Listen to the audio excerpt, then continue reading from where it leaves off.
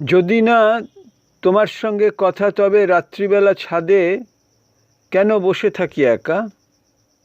কি অদ্ভুত দিনরাত, গায়ে কোনো রক্ত মাংস নেই। হাজার কঙ্কাল আজ ঘিরে আছে আমাকে এখন। তবু ওই সদ্য যুবতীর জন্যে ফিরে যেতে ইচ্ছে হয় গণ্ডগ্রামে। ইচ্ছে হয় অচেনা গলির মধ্যে ডুবে যাই, পাড়ি দিই নাইজেরিয়ায়।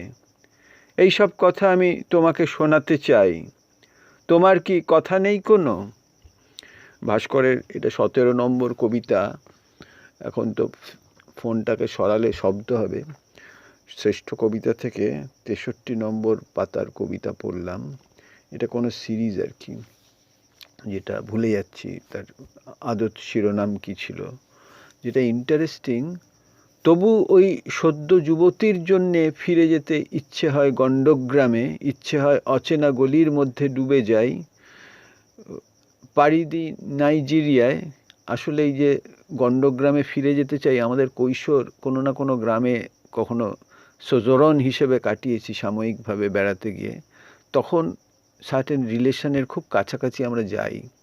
ওই একটি মেয়ের সঙ্গে আমি ঘুরে বেড়াতাম, সে বনে বাদারে আমাকে খুব সঙ্গ দিত। মাধ্যমিক পাশ করার পর মাধ্যমিক পরীক্ষার পর মাসির সঙ্গে কোলাঘাটে গেছিলাম, মাসির শ্বশুর বাড়ি। সেইখানে একটি মেয়ে আমাকে খুব সঙ্গ দিত, আর একটি ছেলে ছিল, বালক। বালক সবসময় থাকতো না, মেয়েটি আমার সমবয়সী, রূপসী টুপসী নয়, বাঙালি ছিপছিপে কিশোরী। কিন্তু আমি বোকা ছিলাম বলে ওই মানে কিছু হয়নি আর কি। মানে ও আমাকে সবসময় সঙ্গ দিত বা আমাকে শ্যাডো করতো যাকে বলে। আমি ওর সঙ্গে খেলার ছলে মিশতাম, কিন্তু তখনও পাকাপোক্ত হয়নি আর কি, যে এক্সপ্লয়েট করব ওই সিচুয়েশনটাকে। এইটার জন্য গণ্ডগ্রামে ফিরে যেতে ইচ্ছে করে, ওই সময়টাকে ফিরে পেতে ইচ্ছে করে।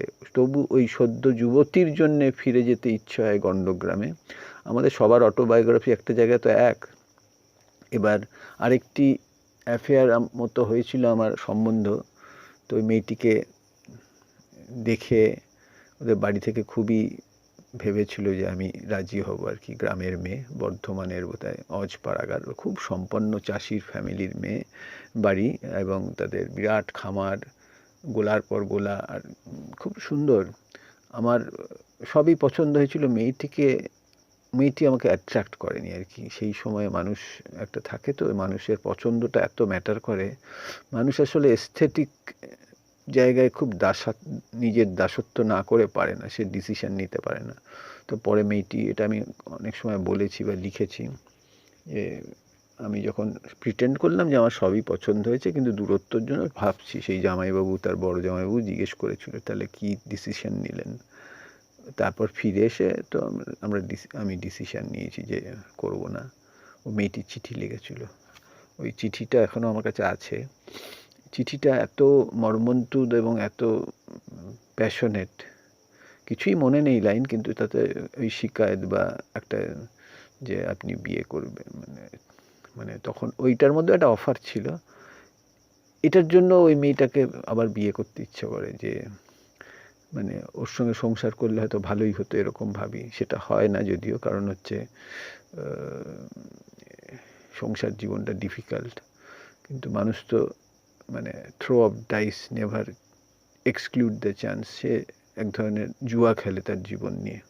সে আমিও খেলেছি, ভাস্করও খেলেছে। ভাস্কর আরও ভয়াবহভাবে খেলেছে। আমি তো সিগারেট ছেড়ে দিয়েছি, ভাস্কর সেটাও ছাড়তে পারিনি। ভাস্কর চক্রবর্তীর এই কবিতাটি, ওই আমাকে অনিন্দিতা জিজ্ঞেস করলো যে ভাস্কর চক্রবর্তী আমার কেমন লাগে। অনেকের ভাস্কর নিয়ে সমস্যা আছে, আমার এখন তো কোনো সমস্যাই নেই। মানে ভাস্কর সবসময় পড়া যায় নিজেকে জানার জন্য আর কি। আর উৎপলের ক্ষেত্রে ব্যাপারটা হচ্ছে, ও এক্সট্রিমলি শার্প এবং ইলিউসিভ এবং অ্যাম্বিগুয়াস কবি। সে ধোঁকা দিতে দিতে চলে যাবে, সেই ধোঁকাতে আমরা ওকে ফলো করি, ল্যাবিরিন্থে ঢুকে যাই। ওই জন্য আমার উৎপলের থেকেও আমি বোধহয় ভাস্করের কবিতা বেশি পড়ি। ভাস্কর অনেক বেশি ইন্টিমেট, উৎপল অনেক বেশি পারফর্মেটিভ। ভাস্কর স্লো, বিষণ্ণ,